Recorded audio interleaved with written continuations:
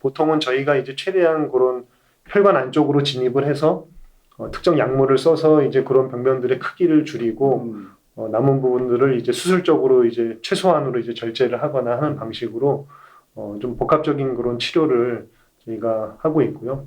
그 외에도 이제 아주 이제 표피에 근접한 그런 병변 같은 경우에는 이제 레이저 치료라든지 그런 것도 효과가 좋다고 알려져 네. 있고요. 여러분 안녕하세요. 서울 아산병원 신경중재팀 영상의학과 이덕희 교수입니다. 오늘은 조금 다른 주제로 여러분들과 얘기를 좀 나눠볼 텐데요. 두경부 혈관기형이라는 제목으로 준비를 해봤습니다. 오늘 이 얘기를 해주기 위해서 저희 같은 팀의 신경중재팀 영상의학과 송윤선 교수를 모셨습니다. 안녕하십니까. 소개 감사드립니다. 서울 아산병원 영상의학과 신경중재팀의 송윤선입니다. 송 교수님, 오늘 두경부 혈관기형 이렇게 했는데요. 안면 또는 얼굴에 생긴 혈관기형 이렇게 얘기를 하면 더 쉽게 이해하실 것 같아요. 그죠? 예, 맞습니다. 먼저 간단하게 안면에 생긴 혈관기형이 어떤 문제들이 있는 건지 그거 좀 잠깐 좀 짚어주실래요? 이번에 제가 이제 이런 주제로 이제 설명을 드리는 이유는 이제 사실 두경부 혈관기형이 굉장히 드물고요. 이제 그거에 대한 이제 정보라든지 그런 것들이 많이 알려지지가 않았습니다. 일단 말씀 주신 대로 이제 대부분 문제가 되는 거는 이제 안면부에 생긴 혈관기형이기 때문에 이제 미용적인 문제가 이제 가장 이제 크다고 볼 수가 있겠고요. 네. 또한 이제 얼굴 쪽에는 이제 굉장히 중요한 장기들이 많지 않습니까? 뭐 눈이라든지, 뭐 입이라든지, 뭐 우리 기도라든지 이제 여러 가지 것들이 있기 때문에 기능적인 문제도 이제 심각한 문제를 이제 유발할 수가 있기 때문에 네. 아주 중요하다고 할 수 있겠습니다. 안면부 쪽에 생긴 그런 혈관 이상, 혈관 기형의 이제 증례들이고요. 각기 다 조금씩 다른 이제 분류에 따르는 이제 질환들인데 이제 여러 가지 질환들이 이제 섞여 있는 상태입니다. 근데 저 사진들을 보니까 특징적인 게 일단 지금 안면에 생긴 것만 지금 이제 추려서 가져오셔서 그런 것도 있지만은 좀 이렇게 튀어나오고 뭔가 이렇게 종괴가 생겼다 이런 이제 그런 인상이 하나가 있고 그다음에 저 입술 병변이나 이런 데는 실제 입술보다도 훨씬 더 검붉은 형태로 그죠? 예. 혈관 덩어리 같이 보이는 그런 병변을 형성하고 있고 또 이제 입 같은 데 생기거나 이런 데 생기면은 말을 하거나 음식을 섭취하거나 이럴 때도 문제가 될 것 같고 네, 그렇죠. 그래서 특히 이게 이제 거의 선천적으로 생긴다고 봐야겠죠. 예, 일반적으로는 그렇게 알려져 네. 있습니다. 예. 예, 그런데 이런 선천적인 그런 어떤 얼굴 형태의 변형이나 이런 게 있으니까 이렇게 성장하는 어린이들한테는 정신적인 문제도 유발할 수 있을 것 같고 예. 사회생활이나 이런 걸 하는 데 있어서도 상당히 문제가 되기 때문에 이게 흔하지 않은 질병이라 하더라도 우리 이 혈관을 다루는 의사들이 조금 더 신경 써야 되는 그런 병변이 아닌가 이런 생각이 드는군요. 예, 맞습니다. 이런 그 안면의 혈관 이상이 선천적이든 아니면 후천적으로 이제 발생했던 숨어있던 게 이제 후천적으로 생기는 거죠. 이제 그런 이제 분들이 이제 우리 팀에 오면 먼저 이제 진단도 하고 또 이제 치료적인 그런 과정에 우리가 또 개입을 하고 이래야 될 거 아니에요.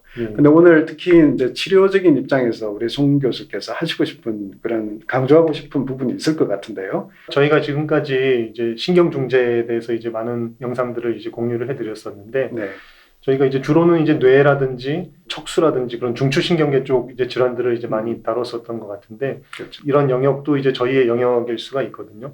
사실 이런 혈관기형 같은 것들이 아까 말씀 주셨다시피 우리 온몸에 다 생길 수가 있지만은 두경부가 사실 이제 좀 용어가 좀 어려운데 사실 뭐 안면부를 포함해서 이런 두피라든지 이런 목 쪽까지도 이제 다 일컫는 이제 말이고 그렇죠. 예. 그러니까 목 위로 다 두경부인데 맞습니다. 뇌를 제외한. 맞습니다. 네. 중추신경계는 또 제외를 하는 그런 것인데 사실 이런 혈관기형들이 요 두경부 쪽에 굉장히 많이 생기는 걸로 알려져 있습니다. 중추신경계 다음으로 이제 많이 생기는 부위이고 또 저희가 이제 치료하는 쪽과 이제 굉장히 가까운 밀접한 관련이 있기 때문에 저희가 이런 것들을 이제 치료를 이제 담당을 하고 있습니다. 네.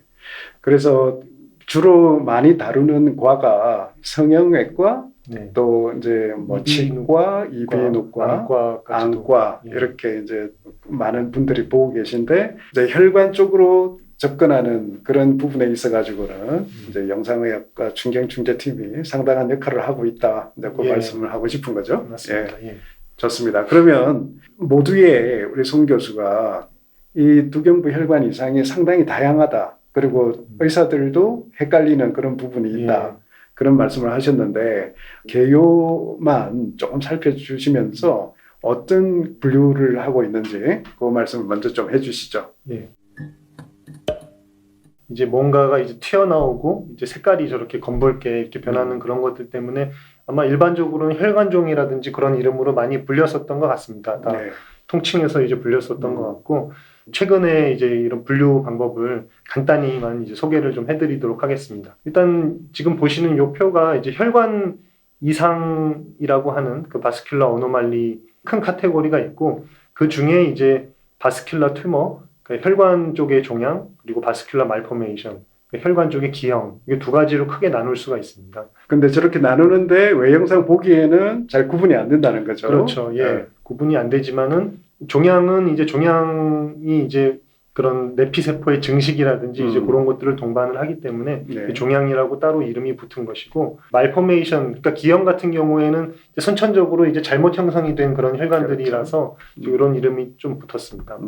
일반적으로 저희가 많이 알고 있는 그런 혈관종이라고 하는 것은 이제 정확하게 짚어보면은 요 혈관 종양 내에 그 양성 종양 하에 이제 들어가 있는 것들이고요. 요 헤만지오마라고 되어 있는 것들이 이제 혈관종이 되겠고, 그 저희가 이제 앞으로 지금부터 설명을 드리려고 하는 요 바스큘라 말포메이션 같은 경우에는 또 여러 가지 이제 이런 타입들로 나눌 수가 있습니다. 그 침범된 그 혈관의 크기에 따라서 그리고 종류에 따라서 이제 다양하게 이제 모세혈관부터 시작해서 림프관 그리고 정맥 그리고 동정맥이 이제 같이 침범되는 이런 것까지 나눠볼 수가 있겠고 또 이런 것들이 또 이제 복잡하게 서로 조합이 되면서 이제 다양한 모습을 보일 수가 있고 아주 뭐 다른 혈관 외에도 다른 부분의 기형까지 동반한 이제 복잡한 신드롬으로 오는 거 말씀하시는 모종의 이제 거죠? 증후군 같은 걸로도 이제 분류가 되어 있습니다. 그래서 요것들은 이제 저희가 이제 뇌, 척수, 두경부 그 저희가 볼 수 있는 그런 혈관 기형들을 이제 조금 간단하게 카테고리별로 정리를 해놓은 것이고요.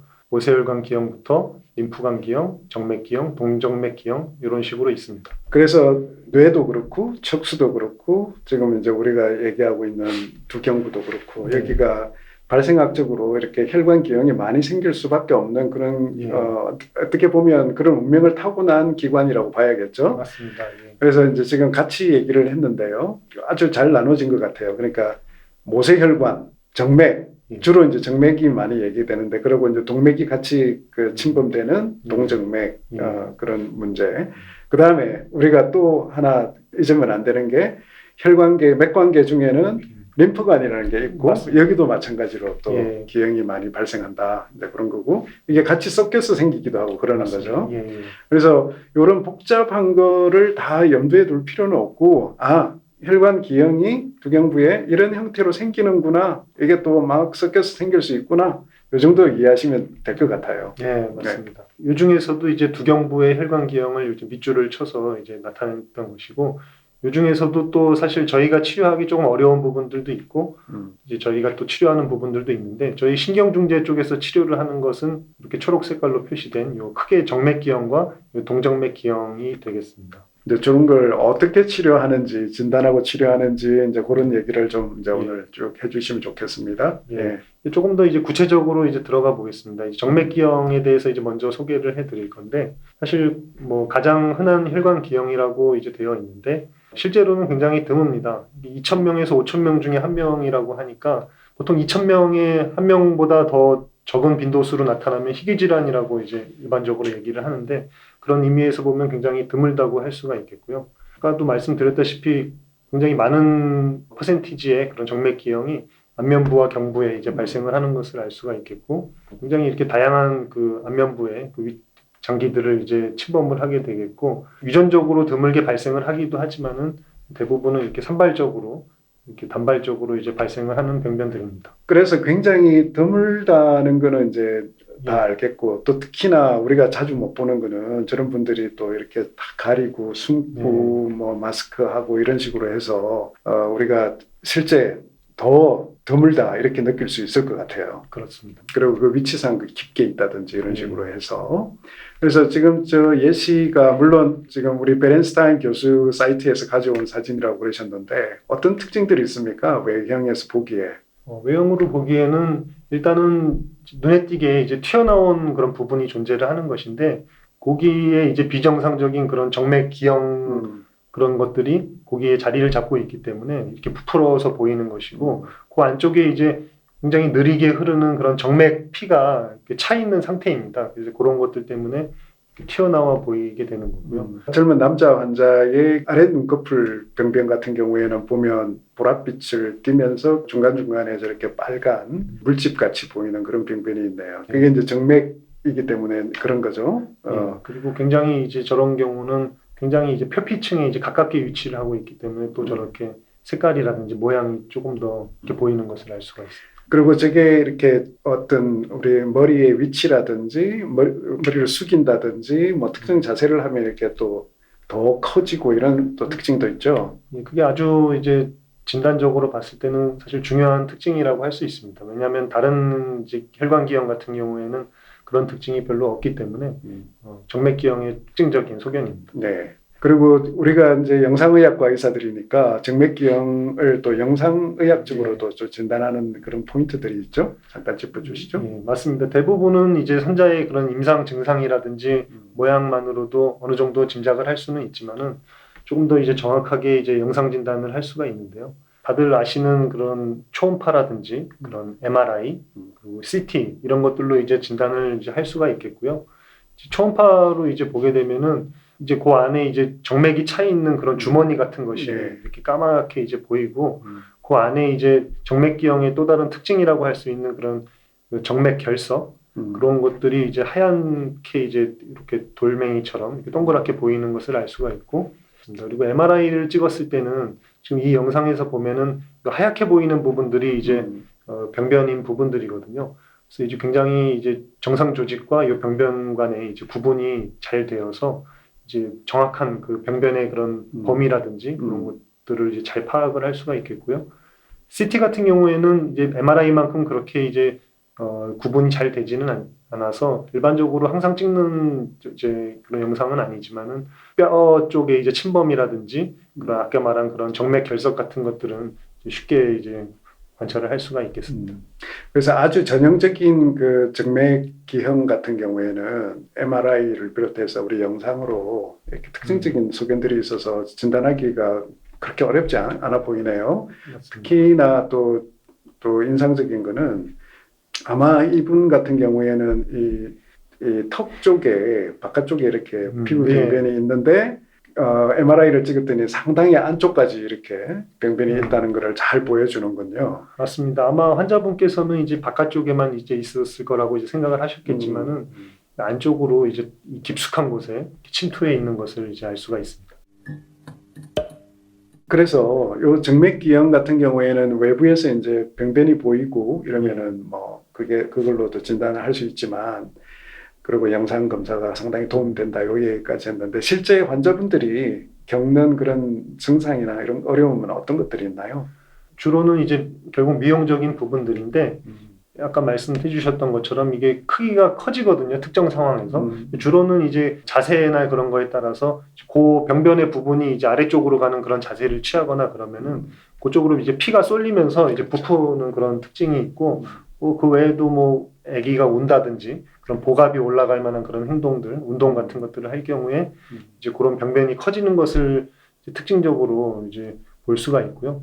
그리고 이제 만졌을 때 굉장히 부드럽고 이제 쭉 누르고 있으면은 들어가거든요. 왜냐면은 그 안에 이제 고여있던 정맥 피가 다 이제 정맥 쪽으로 빠져나가 버리기 때문에 손을 놓으면은 다시 그 피가 점점 천천히 차올라서 다시 커지는 그런 소견을 볼 수가 있고요. 이런 것들은 이제 아주 뭐 어렸을 때부터 태어나자마자부터 이제 눈치를 금방 채고 이제 그러는 경우도 있겠지만은 잘 모르고 있다가 이제 사춘기라든지 이제 임신이라든지 그런 호르몬 변화라든지 이제 그런 것들을 겪으면서 커져서 순간적으로 이제 커져서 이제 처음 이제 발견되는 경우들도 종종 있습니다. 안쪽에 이제 조그맣게 숨어 있던 거는 모르고 있다가 이제 어떤 계기가 있어가지고 이제 조금 증가하면 이렇게 볼 수 있다 이런 말씀인 거죠. 그래서 이게 굉장히 또 커지면 또 문제가 되죠. 이게 아까는 이렇게 누르면 들어가고 이런다지만 그렇지 않는 이제 네. 다시 비가역적으로 되는 그런 상황이 있을 수가 있는데. 예, 이게 뭐 이제 크기가 이제 점점 커지면서 이제 그 안에 고여있던 이제 피 혈액들이 이제 응고가 되는 경우들이 있거든요. 그래서 응고가 됐다가 다시 녹았다가 그런 과정들을 계속 반복을 하면서 아까 이제 보여드렸던 그런 정맥 결석이라든지 이제 그런 것도 이제 생기게 되고 그런 것들이 이제 또 증상을 유발을 하는 경우들이 있습니다. 결석 그런 자체들이 점점 커지면은 미용적인 그런 문제를 더 이제 문제가 되는 경우들이 있고 뭐 불편감이라든지 통증도 생길 수 그런 있고 것들이 이제 같이 생길 수가 일차적으로 있습니다. 감염이 될 수도 있고 예. 보기보다 여러 가지 다양한 증상을 일으킬 수 있는 문제적인 그런 병변이군요. 이 병변이 이제 침범한 그런 여러 부위에 따라서 사실 굉장히 다양한 증상이 나타날 수가 있습니다. 그러니까 뭐 이제 이런 측두근 쪽, 이 옆쪽을 이제 침범을 할 경우에는 특징적으로 이제 두통으로 이제 호소를 하시는 분들이 이제 있을 수가 있고, 이런 이제 씹는 데 이제 관련되는 그 저작근을 이제 침범할 경우에는 이제 씹는 데 이제 불편함이라든지 이제 그런 것부터 사진을 보시면은 요 기도 쪽이거든요. 이게 뒤쪽이 인두 쪽인데 이제 그쪽에 저렇게 큰 병변이 있을 경우에는 이제 호흡이라든지 이런 코골이, 뭐 수면 무호흡증 이런 거랑도 이제 관련이 돼 있을 수가 있고, 이 영상에는 나와 있지 않지만 이 아래쪽에 그 후두 쪽으로 그 침범을 하는 경우에는 목소리가 이제 쉰다든지 호흡곤란까지도 이제 유발을 할 수 네. 있는 그런 상황이 됩니다. 아, 그리고 이게 굉장히 이제 어릴 때부터 생기다 보니까 우리가 실제 이제 이게 정맥기형이라고 진단을 내리는 거가 쉽지 않고, 또 다른 그 병변을 우리가 잘못 진단하는 그런 경우들도 있는 것 같아요. 특히 그 영아들에서는 더 그런 것 같은데, 그거 잠깐 짚어주시죠. 예, 맞습니다. 이제 정맥기형과 이제 비슷하게 이제 나타날 수 있는 그런 여러 질환들이 있는데, 이제 같은 이제 혈관 기형 중에 하나인 림프관 기형, 이런 경우에는 굉장히 이제 비슷하게 보이거든요. 이렇게 튀어나와 보이는데 다만 그 안에 이제 정맥혈이 차 있는 것이 아니라 그 림프액으로 이제 차 있다는 것이 조금 다르고, 뭐 결과적으로는 이제 양상이라든지 그런 것들이 아주 조금씩 다릅니다. 그래서 치료도 이제 어느 정도는 비슷하기는 하지만은 일부 조금 다른 부분들도 있고 해서 이런 것들을 이제 구분을 하는 것도 이제 저희의 역할이 되겠고요. 네. 뭐 혈관종 같은 경우도 아주 뭐 특징적으로 이렇게 딸기처럼 생긴 그런 혈관종 같은 경우는 쉽게 구분이 되겠지만은 좀 약간 깊숙하게 있고 이런 경우는 뭐 이런 혈관기형들이랑 굉장히 좀 헷갈릴 때도 많습니다. 그런 경우에는 진단이나 그런 게 굉장히 좀 어려울 때도 있고, 여러 이제 영상이라든지 이런 임상 양상을 보고 이제 구분을 할 수가 있습니다. 네. 그래서 그 소아들, 특히 영아들에서 생기는 혈관종 같은 경우에 그 딸기 혈관종이라고 그러죠. 그런 경우에 그 모양이 굉장히 빨갛고 또 큰 경우에는 굉장히 또 부모님들이 굉장히 그 신경 굉장히 많이 쓰고 이렇게 하는데, 대부분 한 4, 5세 되면서 애가 크면서 없어지죠. 네, 맞습니다. 예. 예, 그래서 그런 경우들도 있기 때문에 이제 감별을 잘 하는 게 맞습니다. 굉장히 예. 중요할 것 같습니다. 예.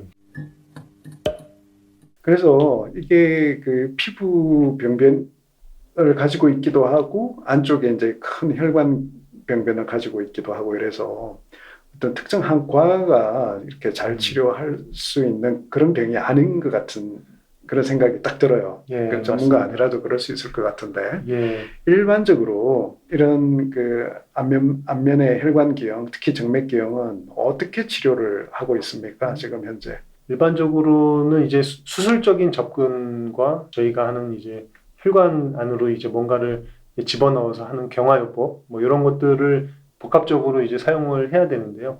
그 이유 자체는 이제 이런 병변들이 정상적인 그런 조직들과 이제 섞여 있는 경우들이 굉장히 많기 때문에 딱 이제 수술적인 절제로 그것만 딱 떼어낼 수 있는 그런 경우는 많지가 않습니다. 그래서 굉장히 일반적으로는 치료가 굉장히 어렵고, 보통은 저희가 이제 최대한 그런 혈관 안쪽으로 진입을 해서 특정 약물을 써서 이제 그런 병변들의 크기를 줄이고 뭐 그렇게 없애거나 최대한 줄여서 남은 부분들을 이제 수술적으로 이제 최소한으로 이제 절제를 하거나 하는 방식으로 좀 복합적인 그런 치료를 저희가 하고 있고요.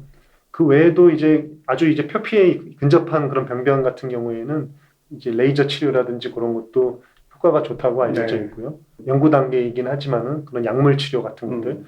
이게 이제 분자학적인 그런 기전으로 보면은 굉장히 복잡해서 다 설명을 드리기는 어렵지만 그런 이제 혈관 기형에 이제 맞춤으로 작용하는 그런 약물 같은 거를 써서 하는 것도 이제 이런 굉장히 광범위한 그런 정맥 기형이나 이런 걸 갖고 있으신 분들한테서는 이제 언젠간 도움이 될 거라고 이제 기대가 되는 부분입니다. 그래서 이게 뭐 예상했듯이 굉장히 치료가 만만하지 않은 이게 뭐 종양도 아니고 뭐 그런데 혈관이라고 하는 이런 특수하다고 할 수 있는 조직에 생긴 문제다 보니까 치료하기가 굉장히 어려운 게 사실인 것 같습니다. 네. 그렇지만 수술적으로 할 수 있는 데까지 하고 또 영상의학 쪽에서 이제 경화요법을 해가지고 또 할 수 있는 데까지 네. 하고 또 서로 두 치료의 장점을 잘 살리는 그런 치료를 병합함으로써 이제 맞습니다. 해결을 할 수 있다는 그런 말씀을 이해를 하겠습니다. 그리고 뭐 저희가 이제 치료하는 그런 경화요법에 대해서 좀 이제 궁금해하시는 분들이 있을까봐 약간 이름부터 조금 낯설어요. 예. 경화요법. 이게 저희는 이제 스클레로세라피라고 해서 이제 항상 얘기를 해왔는데 막상 또 경화요법이라고 하면 굉장히 조금 어색한데요.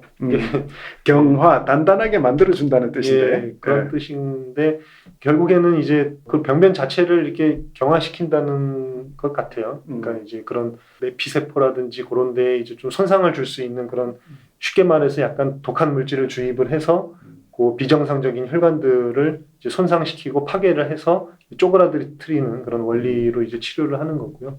치료 자체는 굉장히 직관적입니다. 이제 피부 이제 병변이 보이는 그쪽으로 이제 가느다란 바늘을 찔러서 병변이 맞다는 것을 이제 조영술을 통해서 이제 확인을 하게 되겠고, 그리고 나서 그 위치에다가 약물을 주입을 함으로써 이제 치료를 하는 거고요. 그 경화요법에 쓰이는 약제는 굉장히 다양하게 쓰이긴 하지만은 이제 고전적으로는 이제 알코올이 이제 가장 효과가 좋다는 이유로 이제 많이 쓰이고 있고, 그 대체 약물들도 이제 다양하게 사용이 되고 있습니다.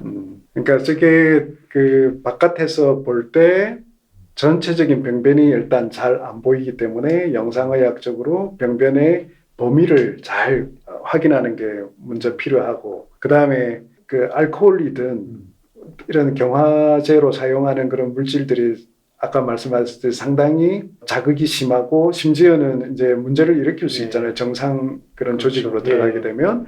그래서 그게 정상 조직에는 들어가지 않고 비정상적인 이런 기형 혈관에만 딱 타겟을 해서 약을 주입을 해야 되니까 영상에 뭐 투시를 하든 초음파를 하든 그 영상하에서 잘 컨트롤하면서 경화제를 주입하는 게 이제 기술이다 이 얘기신 거죠. 맞습니다. 이렇게 엑스레이를 사용해서 저희가 이제 치료를 하는 이유가 이게 이제 정맥 기형이 결국에는 이제 정맥으로 연결이 돼 있기 때문에 어떤 병변 같은 경우에는 그 부분에다 약물을 넣으면은 그게 금세 다 이제 정맥으로 빠져나가서 큰일 날 수 있죠. 문제가 될 수가 있기 때문에 그런 패턴 같은 것들을 이제 조영수로 이제 파악을 해놓고 좀 안전하게 하기 위해서 이제 그런 정맥을 이제 누르면서 이제 치료를 한다든지 막으면서 치료를 한다든지 그런 식으로 하고 있습니다.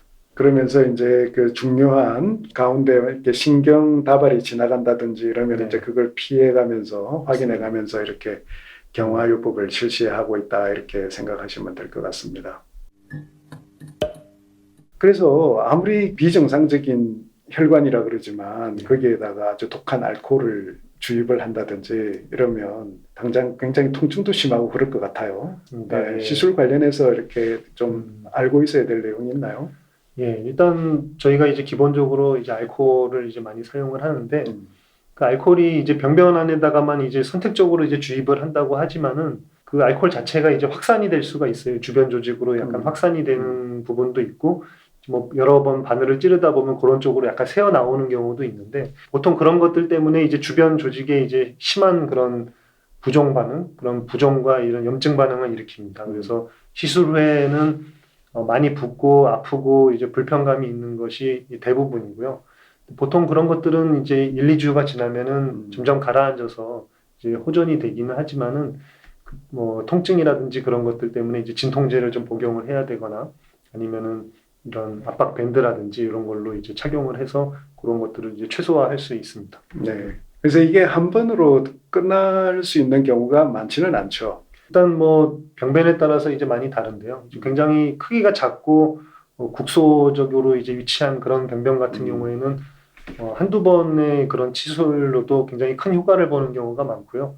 근데 그런 것과 다르게 굉장히 범위가 넓거나 이제 여러 이제 부위에 걸쳐 있는 그런 병변 같은 경우에는 그걸 100%다 완전히 완치하는 것은 사실상 쉽지는 않습니다. 굉장히 여러 차례의 그런 경화요법이 필요한 경우도 있고 또 일부 수술적인 요법 그런 치료도 이제 도움을 받아야 되는 경우들도 있어서 그리고 이제 치료가 잘 되었다고 하더라도 처음에는 크기가 작아졌다가도 이제 나중에 또 다시 재발을 해서 크기가 또 커지고 해서 다시 또 치료를 요하는 경우도 있고 굉장히 다양합니다. 그러면 이렇게 치료를 해놓으면 굉장히 치료가 잘 됐다. 그러면 어떻게 예후가 일반적으로는 어때요? 그런 예후도 사실 그 병변에 따라서 많이 다르지만은 기본적으로는 이게 굉장히 작은 병변 같은 경우에는 예후가 굉장히 좋은 편이고요. 근데 굉장히 이제 큰 광범위한 병변 같은 경우에는 물론 이제 미용적인 부분이라든지 그런 것들을 이제 최대한 정상에 가깝게 이제 저희가 치료를 하기는 하지만은 완벽하지 않은 경우들이 많고 그런 문제들이